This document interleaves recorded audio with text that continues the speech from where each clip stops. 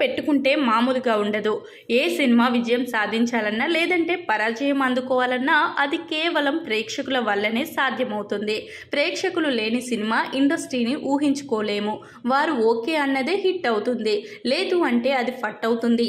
అందుకే చాలా మట్టుకు హీరోలంతా కూడా ప్రేక్షకుల మధ్యకు వెళ్ళినప్పుడు చాలా జాగ్రత్తగా ఉండడానికి ప్రయత్నిస్తారు. ఇక టాలీవుడ్లో కొంతమంది హీరోలు ఫ్యాన్స్ చేత వార్నింగ్ కూడా చేయబడ్డారు.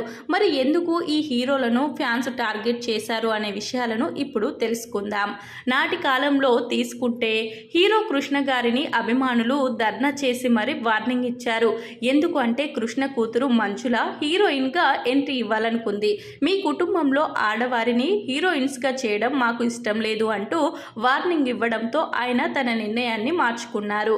అంతెందుకు, నిన్న మొన్నటి రజనీకాంత్ జైలర్ సినిమా విషయంలో కూడా ఫ్యాన్స్ దారుణంగా వార్నింగ్ ఇచ్చారు. తమ ఇష్టమైన అభిమాన నటుడు రజనీకాంత్కి తెల్ల జుట్టు పెడితే ఊరుకోమని ఆ సినిమా డైరెక్టర్ నెల్సన్కి రజనీకాంత్ ఫ్యాన్స్ వార్నింగ్ ఇచ్చారట. దాంతో డైరెక్టర్ కాస్త భయపడ్డా ఆ సినిమా చూసిన తర్వాత ప్రేక్షకులు కన్విన్స్ అయ్యారు. ఇక చిరంజీవిని ఒక సినిమాలో కొడితే ఆయన అభిమానులు కూడా ఆ డైరెక్టర్కి వార్నింగ్ ఇచ్చారట. తమ హీరో విలన్స్ని కొట్టాలి కానీ విలన్స్ ఎప్పుడు హీరోని కొట్టకూడదు అన్నట్లుగా చిరంజీవి సినిమాలు అందుకే ఇలా తయారయ్యాయి. ఇక ఇటీవల ఒక సినిమా ప్రమోషన్లో అక్షయ్ కుమార్, జాకీ ప్రష్ చాలా పబ్లిక్ ప్లేసుల్లో స్టంట్స్ చేశారట. ఫ్యాన్స్కి ఆ స్టంట్స్ నచ్చలేదో మరి సినిమా నచ్చలేదో తెలియదు కానీ వారిపై చెప్పుల వర్షం కురిపించారు.